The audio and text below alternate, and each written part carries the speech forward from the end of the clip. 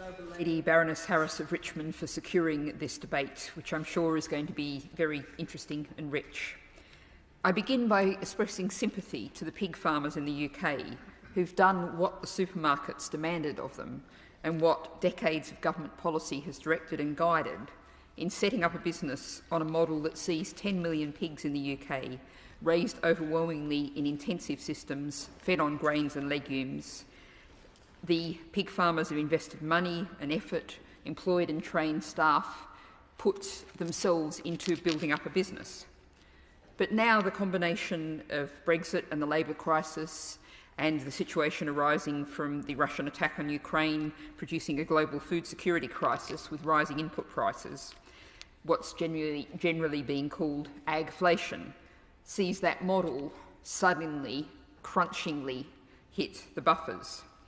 As other noble lords have said, fully 80% of British pig farmers say they will not be able to survive the next 12 months with this current model unless the gap between the cost of production and pig prices is significantly addressed.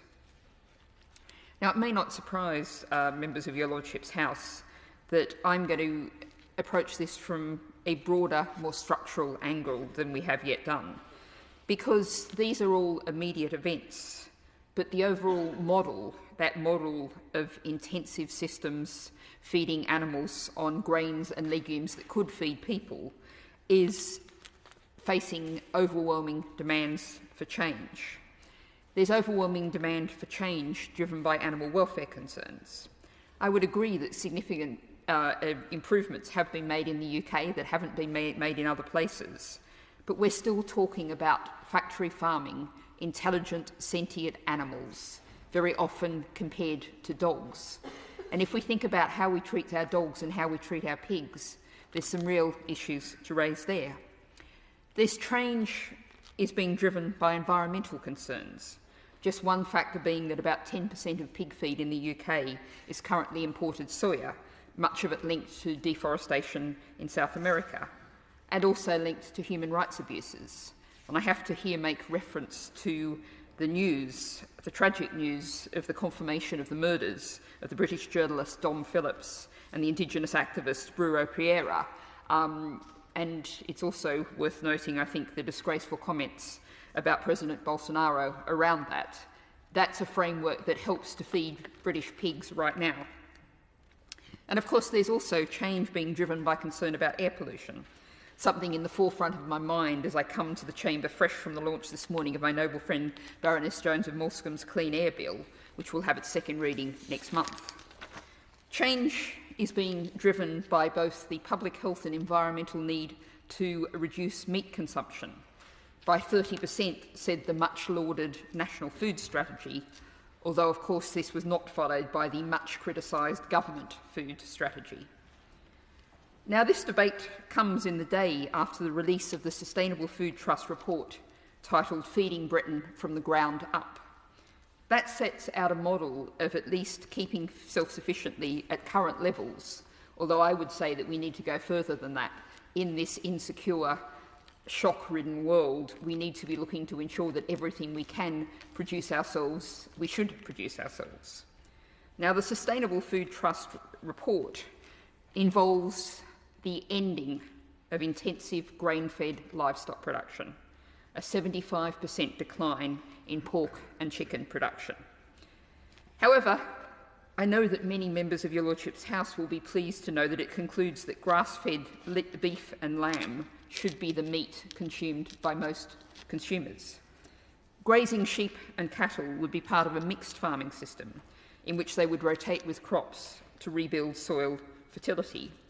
Under this model proposed by the Sustainable Food Trust, production of vegetables and fruit would double and grain production would halve.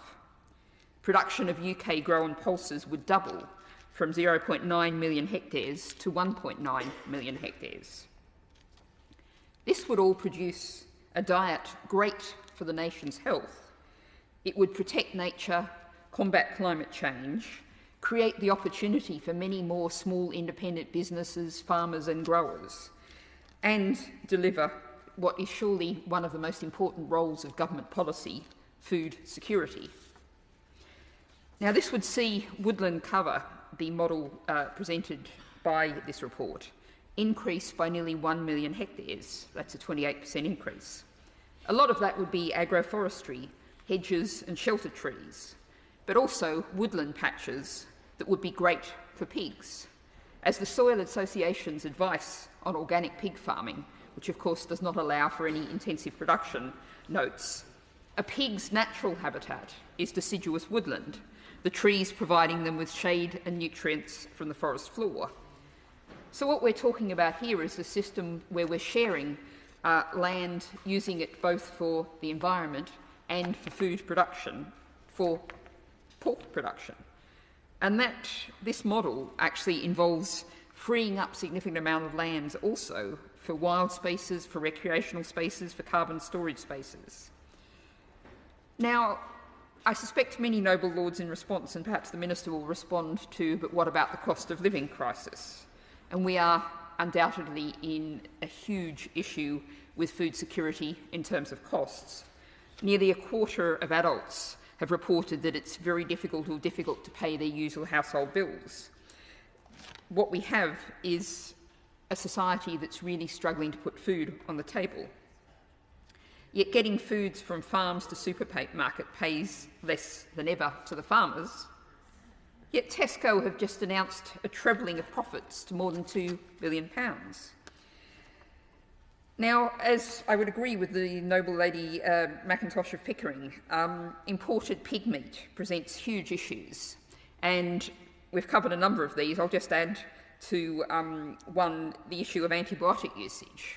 Now, this is something that the UK pig producers, even under our current intensive system, have made great progress on, with the antibiotic use in the pig sector reduced by 62% from 2015, according to the Responsible Use in Medications in Agriculture Alliance. So we don't want to import pork. Animal welfare considerations, food security considerations, environmental considerations. So we need to grow pork here, but under a different model. And as Dr. Nick Palmer, the head of Compassion in World Farming, has said, transition to the new model should be managed rather than a crash in the industry. And this is something that the retailers collecting profits hand over fist at the moment should have a significant role in contributing to. Now, the Soil Association has produced an outline route map for a just transition for the poultry sector. It could be replicated for the pig sector, rooted in active dialogue with key stakeholders. Now, I'm going to finish with a personal reflection. I don't know how many members of your Lordship's House have actually worked on the floor of an intensive pig farm, but I have. I worked at the sharp end, mucking out, picking up dead piglets, herding frightened, angry animals onto the slaughter truck. I did that in Australia 30 years ago. Now, I acknowledge that even now Australia's standards are much lower than the UK's. That's why pig meat was explicitly excluded from the free trade agreement. But I picked up piglets that had been cannibalised by their farrowing stall mothers. I heard the sights and sounds, and I don't believe any system like that we should be keeping pigs in that kind of system.